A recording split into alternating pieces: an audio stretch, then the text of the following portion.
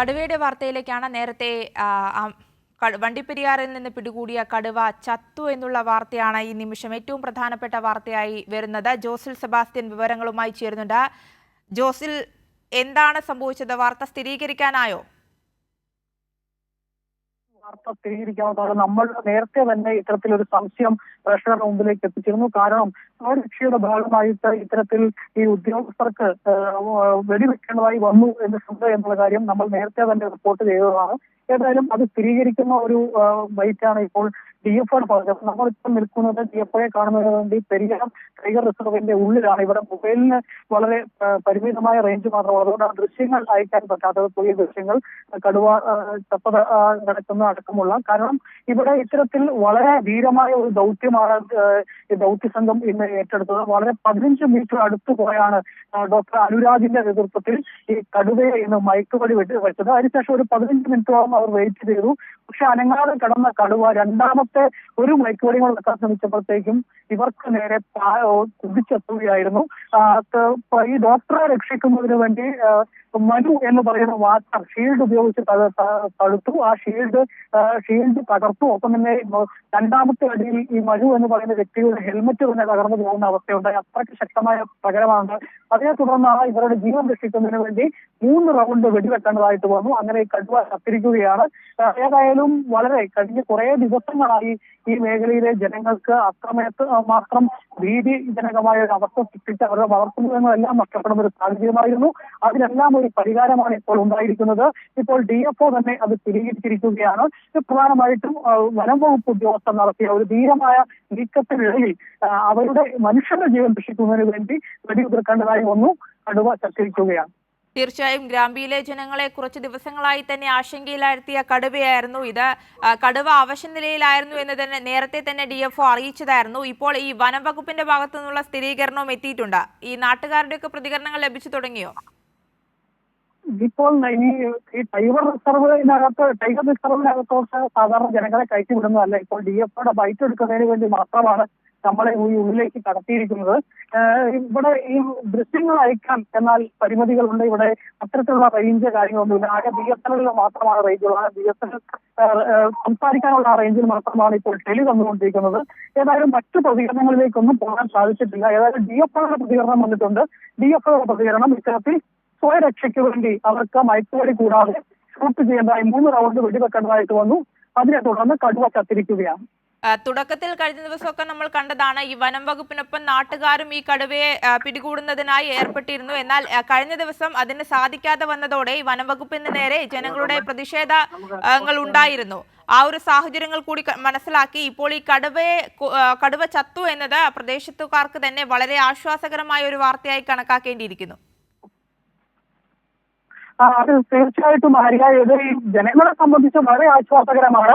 ഈ ജനങ്ങളെ അത്തരത്തിലുള്ള വേറെ രീതിയിലുള്ള ദൗത്യത്തിലൊന്നും ക്ഷമിക്കണം ഈ ഫോറസ്റ്റ് ഡിപ്പാർട്ട്മെന്റ് ഉപയോഗിച്ചിട്ടില്ല. പ്രധാനമായി കൂട് സ്ഥാപിക്കുന്ന അടക്കമുള്ള അങ്ങനെയുള്ള കാര്യങ്ങളിലെല്ലാം ഈ പ്രദേശവാസികളുടെ സഹകരണം വനം വകുപ്പ് തേടിയിരുന്നു. ഏതായാലും ഇപ്പോൾ ഈ ജനങ്ങൾക്ക് വളരെ ആശ്വാസകരമായ ഒരു കാര്യം ഇപ്പോൾ ഇവിടെ സംഭവിച്ചിരിക്കുന്നു. അത് വളരെ റിസ്ക് എടുത്ത് ഇന്ന് തന്നെ വളരെ പ്രതിഷേധ ജനങ്ങളുടെ ഭാഗത്തുനിന്ന് ഉണ്ടായി കഴിഞ്ഞപ്പോൾ DFO നൽകിയ ഒരു ഉറപ്പുണ്ട്. എന്താണെങ്കിലും മനുഷ്യ സാധ്യമായതെല്ലാം ചെയ്യും എന്നുള്ളത് സർക്കാർ ചെയ്യും എന്നുള്ളത് ഉറപ്പ് നൽകിയിരുന്നു. അതിന്റെ അടിസ്ഥാനത്തിലാണ് ഇന്നലെ രാത്രി ഒരു പശുവിനെയും അതുപോലെ തന്നെ ഒരു പട്ടിയെയും അതിന്റെ പട്ടിയുടെ 2 കുഞ്ഞുങ്ങളെയുമാണ് ഈ കടുവ ആക്രമിച്ചത്. 2 കുഞ്ഞുങ്ങളെ എടുത്തുകൊണ്ട് പോയി ഭക്ഷിക്കുന്ന ഒരു സാഹചര്യം ഉണ്ടായി. അതിനുശേഷം നാട്ടുകാർ അതിന്റെ ദൃശ്യങ്ങൾ പകർത്തുകയും അത് നമ്മൾ ഇപ്പോൾ നേരത്തെ തന്നെ ജനങ്ങളിലേക്ക് നമ്മൾ എത്തിച്ചതാണ്. ആ ദൃശ്യങ്ങൾ വനം വകുപ്പ് ഉദ്യോഗസ്ഥർ അറിഞ്ഞതോടുകൂടി കൃത്യമായിട്ട് തൊട്ടടുത്ത ഗ്രാമ്പിയ മേഖലയിലായിരുന്നു ഇവർ ക്യാമ്പ് ചെയ്തിരുന്നത്. അവിടെ നിന്ന് ഇവർ എത്തുകയും എല്ലാവിധ സന്നാഹങ്ങളോടുകൂടി ഈ ഫോറസ്റ്റ് ഡിപ്പാർട്ട്മെന്റും അതുപോലെ തന്നെ പോലീസ്, തഹസിൽദാർ, ആന്തരിക സംവിധാനങ്ങൾ ജനങ്ങളുടെ സുരക്ഷയ്ക്ക് ആവശ്യമായ എല്ലാ ക്രമീകരണങ്ങളും നടത്തിയതിനു ശേഷം ധീരമായ ഒരു നിലപാടാണ് ഇപ്പോൾ വനം വകുപ്പ് ഉദ്യോഗസ്ഥർ സ്വീകരിച്ചിരിക്കുന്നത്. തീർച്ചയായും 2 ദൗത്യങ്ങളായിരുന്നു പ്രധാനമായും ഈ വനം വകുപ്പിന്റെ ഭാഗത്തുനിന്ന് ഉണ്ടായേണ്ടത്. ഒന്ന്, ഈ ജനങ്ങളുടെ ആശങ്ക അകറ്റുക. 2, ഈ കടുവയെ സുരക്ഷിതമായി അവിടെ നിന്ന് തേക്കടിയിലേക്ക് എത്തിക്കുക എന്നതാണ്. അതിന് മാക്സിമം വനം വകുപ്പിന്റെ ഭാഗത്തു നിന്നുള്ള എല്ലാ ശ്രമങ്ങളും നടന്നു എന്ന് തന്നെ മനസ്സിലാക്കേണ്ടിയിരിക്കുന്നു. നേരത്തെ DFOയുടെ വാക്കുകളിൽ നിന്നും ജോസിൽ സൂചിപ്പിച്ചതനുസരിച്ച് അത് തന്നെയാണ് മനസ്സിലാക്കുന്നത്. അത്രയും ശ്രമകരമായിട്ടുള്ള ഒരു ദൗത്യമായിരുന്നു അരങ്ങേറിയത്. തീർച്ചയായിട്ടും ആര്യ കൃത്യമായിട്ട് ഈ വളരെ പ്ലാനിങ്ങോട് കൂടി തന്നെയാണ് ഇന്ന് വനംവകുപ്പ് എത്തിയത്. ഡോക്ടർ അനുരാജ് വളരെ ധീരമായിട്ട് അതിന് നേതൃത്വം കൊടുത്തു. കൃത്യമായി ഇത്തരത്തിൽ കടുവയുടെ കൃത്യം 15 മീറ്ററോളം അടുത്ത് എത്തിയാണ് ഇത്തരത്തിൽ ഷൂട്ട് ചെയ്തത്. ഞാൻ നേരത്തെ തന്നെ സൂചിപ്പിച്ചതുപോലെ ഈ മേഖലയിൽ കൃത്യം അടുത്ത് എത്തി ചെയ്യാൻ പറ്റുന്ന 100 മീറ്ററോ അല്ലെങ്കിൽ 150 മീറ്ററോ അകൽ നിന്ന് സാധാരണ ആരെയും മൈക്കോട് എത്തുന്നത് പോലെ ചെയ്യാൻ പറ്റുന്ന ഒരു സാഹചര്യമല്ല ഇവിടുത്തെ ഭൂപ്രകൃതി. കൃത്യമായിട്ട് തൈലച്ചെടികൾ നിറഞ്ഞ കുറ്റിച്ചെടികൾക്കിടയിലാണ് ഈ കടുവ കിടന്നിരുന്നത് എന്നതുകൊണ്ട് തന്നെ ഇതിനെ ഷൂട്ട് ചെയ്യുന്നത് വളരെ പ്രയാസകരമായ ഒരു കാര്യമായിരുന്നു. ഏതായാലും അതുകൊണ്ട് തന്നെ വളരെ റിസ്ക് എടുത്താണ് ഹെൽമറ്റും ഷീൽഡും വെച്ച് ഇവർ ഈ ദൗത്യത്തിന് ഇറങ്ങിയത്. ഏതായാലും ഇത്തരത്തിൽ ഡോക്ടർക്ക് നേരെ ഈ വെടിവെച്ചതിന് ശേഷം കടുവ കുതിച്ചുയർന്നു വരികയും ആ സമയത്ത് കൃത്യമായി സംരക്ഷണം ഒരുക്കാൻ ധീരമായിട്ട് തന്നെ വാച്ചർമാരായ മനു അടക്കമുള്ള ആളുകൾ മുൻകൈ എടുത്തത് കൊണ്ടാണ് ഡോക്ടറെ അടക്കം ജീവൻ രക്ഷപ്പെട്ടത്.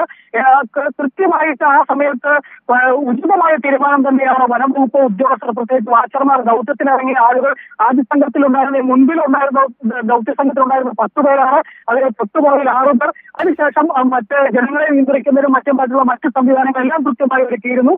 ഏതായാലും ഈ ഡോക്ടർക്ക് നേരെ ഈ കടുവ കുതിച്ചുയർന്ന് വന്ന സമയത്ത് തന്നെ ആദ്യം ഷീൽഡ് ഉപയോഗിച്ച് തടുക്കുവാനും പിന്നീട് കൃത്യമായ നിലപാടെടുത്ത് വെടിയുതിർക്കുവാനും ഇവർക്ക് സാധിച്ചതുകൊണ്ടാണ് മനുഷ്യജീവൻ രക്ഷപ്പെട്ടത് എന്നുള്ളതാണ് ഇതുമായി ബന്ധപ്പെട്ട് പറയാനുള്ളത്. യെസ്, ഈ ഗ്രാമ്പീലെ ദൗത്യവുമായി പറയുകയാണെങ്കിൽ തുടർച്ചയായ ഒരു 3-ാം ദിവസമാണെന്ന് മനസ്സിലാക്കുന്നു ഈ ദൗത്യം വിജയകരമായി പൂർത്തിയാക്കാൻ കഴിഞ്ഞത്. തുടക്കത്തിൽ ഈ വനം വകുപ്പ് സ്ഥാപിച്ച കൂടിന്റെ 300 മീറ്റർ അടുത്തായി കടുവയുടെ സാന്നിധ്യം സ്ഥിരീകരിക്കുന്നു. പിന്നെ പിറ്റേ ദിവസം, അന്നത്തെ ദിവസത്തെ തിരച്ചിൽ മതിയാക്കി പിറ്റേ ദിവസം എത്തുമ്പോഴേക്കും ഈ കടുവയുടെ സാന്നിധ്യം ആ സ്ഥലത്ത് ഇല്ലായിരുന്നു എന്നാണ് മനസ്സിലാക്കുന്നത്. വീണ്ടും വനം വകുപ്പിന്റെ തിരച്ചിൽ കടുവയ്ക്കായി പുരോഗമിക്കുന്ന സാഹചര്യത്തിലാണ് ഈ കടുവയെ കണ്ടെത്തിയത്. അതിനുശേഷം കടുവയെ മയക്കുപിടി വെക്കാനുള്ള ശ്രമങ്ങളായിരുന്നു വനം വകുപ്പിന്റെ ഭാഗത്തുനിന്ന് നടന്നുകൊണ്ടിരുന്നത്. തീർച്ചയായിട്ടും കഴിഞ്ഞ 3-ാം തീയതിയാണ് ജനങ്ങൾ ഇത്തരത്തിൽ കടുവ തങ്ങളുടെ വളർത്തുമൃഗങ്ങളെ ആക്രമിക്കുന്നു എന്നുള്ള രീതിയിലുള്ള പരാതി അവർ ഉയർത്തുന്നത്. വനം വകുപ്പ് അവിടെ എത്തിയെങ്കിലും കടുവയെ കണ്ടെത്താനായില്ല. പിന്നീട് 7-ാം തീയതിയോടുകൂടി ഇവർക്ക് നാട്ടുകാർ തന്നെ അവരുടെ വളർത്തുമൃഗങ്ങളെ ആക്രമിക്കുന്ന കടുവയുടെ ദൃശ്യം അവർ മൊബൈലിൽ പകർത്തി പുറലോകത്തെ അറിയിക്കുകയായിരുന്നു. അതേ തുടർന്ന് അവിടെ ക്യാമ്പ് ആരംഭിച്ചത്. പിന്നെ അവിടെ തുടർന്ന് 10-ാം തീയതിയോടുകൂടി അവിടെ കൂട് സ്ഥാപിച്ചു. പിന്നീട് കുറച്ചു ദിവസങ്ങളിൽ കടുവ കൂട്ടിൽ വീഴുമോ എന്നുള്ളൊരു പ്രത്യേകിച്ച് അവസ്ഥ നിലയിലായിരുന്നു. ഒരു കാലിലെ കുടുക്ക് ഇപ്പോൾ നമുക്ക് ദൃശ്യങ്ങൾ പകർത്താൻ സാധിച്ചിട്ടുണ്ട്, പക്ഷെ വായിക്കാൻ സാധിച്ചിട്ടില്ല.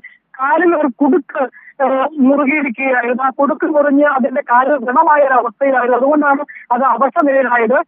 അങ്ങനെ കൃത്യമായിട്ട് ഈ കടുവ അവസ്ഥ നിലയിലായതുകൊണ്ട് തന്നെ തേടി ഈ കൂട്ടിൽ ഇട്ടിരിക്കുന്ന ആറ്റുകുഞ്ഞിനെ തേടി എത്തും എന്നൊരു പ്രതീക്ഷയായിരുന്നു ആദ്യഘട്ടത്തിലുണ്ടായിരുന്നു. പക്ഷേ ഈ കടുവ എത്തിയില്ല. പിന്നീട് ഒരു ചതുപ്പിൽ മിനിയാന്ന് ഈ കടുവയെ കാണുന്നു. പിന്നീട് കടുവയെ വെടിവെച്ച് മയക്കുവെടി വെക്കാൻ തീരുമാനമെടുത്തെങ്കിലും അന്ന് മയക്കുവെടി വെക്കാൻ ഇതേ പ്രശ്നം തന്നെയായിരുന്നു. കാരണം ഈ ഒരു നിശ്ചിത പരിധിക്ക് ദൂരത്തിനടുത്തേക്ക് ഇത് എത്താൻ പറ്റാത്തൊരവസ്ഥ, ഒപ്പം തന്നെ കുട്ടിക്കാലിനുള്ളിൽ ഇത് എഴുന്നേൽക്കാതെ കിടക്കുന്ന ഒരു സാഹചര്യം. ആ ഒരു സാഹചര്യത്തിൽ വെടിവെക്കാൻ ഒരു സാഹചര്യം, മയക്കുവെടി വെക്കാൻ ഒരു സാഹചര്യം ഇല്ലായിരുന്നു. ആ ഒരു സാഹചര്യത്തിൽ അന്ന് ദൗത്യം ഉപേക്ഷിക്കുന്നതായി വന്നു. ഇന്നലെ വീണ്ടും മയക്കുവെടി വെക്കാൻ എല്ലാവിധ സജ്ജീകരണങ്ങളുമായി വന്നപ്പോൾ കടുവയെ കാണാനേ ഉണ്ടായിരുന്നില്ല. അപ്പോൾ ഈ കടുവയെ കണ്ടെത്തുന്നതിന് വേണ്ടി സ്ലീപ്പർ ഡോഗിന്റെ അടക്കം സഹായം തേടി അവർ കടുവ ഈ ഡോഗ് ട്രാക്ക് ചെയ്തു പോയ ആ വഴിയെ തന്നെയാണ് കടുവ പോയിരിക്കുന്നത്. അങ്ങനെയാണ് ഇപ്പോൾ കടുവയെ ഇന്ന് കണ്ട ഈ പരിസരത്ത് എത്തിയത്. അവിടെ വളർത്തുമൃഗങ്ങളെ ആക്രമിച്ചു. ജനങ്ങൾ വനവകുപ്പിനെ അറിയിച്ചു. വനവകുപ്പ് ഇന്ന് രണ്ടും കൽപ്പിച്ചെന്ന് പറഞ്ഞ പോലെ എത്തി കൃത്യമായി നടപടി സ്വീകരിച്ചിരിക്കുകയാണ്. ധീരമായ ഒരു നേതൃത്വം ഇതിനുമായി ബന്ധപ്പെട്ട നടപടിയെടുത്തു. കൃത്യമായി കടുവയെ മയക്കുവെടി വെക്കാൻ സാധിച്ചു. പക്ഷേ കടുവ ആക്രമണാസക്തമായി ഇവരുടെ നേരെ പാഞ്ഞെടുക്കുന്ന ഒരു സാഹചര്യമാണ് ഉണ്ടായത്. അപ്പോൾ സ്വയരക്ഷയ്ക്ക് ഈ വനം വകുപ്പിന് വെടിവെക്കേണ്ടതായി വന്നു. കടുവ ചാകുന്ന ഒരു സാഹചര്യമുണ്ടായി. ശരി, എന്തായാലും വണ്ടിപ്പെരിയാർ ഗ്രാമ്പീലെ ജനങ്ങളുടെ ആശങ്ക അകന്നു എന്ന് തന്നെ പറയാം. മയക്കുവെടി വെച്ച് പിടികൂടിയ കടുവ ചത്തിരിക്കുന്നു. ജോസൽ സെബാസ്റ്റ്യൻ വിവരങ്ങൾ നൽകിയത്.